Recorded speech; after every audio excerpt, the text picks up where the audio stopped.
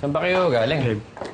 Ay, nako, alam nyo ba, may nakausap kami na lawyer na nirefer nitong si Daughter. At ang sabi ng lawyer, para mapawalang bisa ang kasal nitong si Archie kay Tinay, eh hindi naman pala dapat annulment ang pinafile natin, kundi declaration of nullity. Sandali, anong pinagkaiba naman nun, Dax? Edgar, declaration of nullity, hindi mo alam? Daughter, explain mo nga. According sa attorney, ang annulment, pinapakancel na yung kasal nyo. Ang declaration of nullity naman, ibig sabihin, walang totoong kasal na nangyari in the first place. Hindi pwede ikasal si Archie kay Tinay dahil sa kondisyon niya. Bakit ganun? Bakit ganun?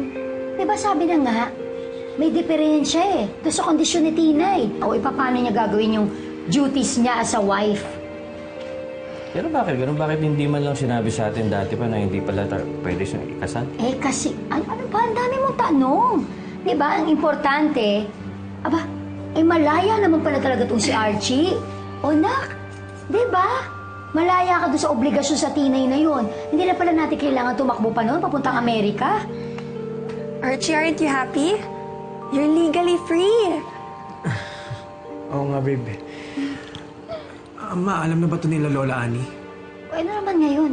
At saka kung malaman nila, wala naman silang kalaban-laban, abogado na mismo yung nagsabi. Anak, wala kang obligasyon kay Tinay. Yun ang mahalaga.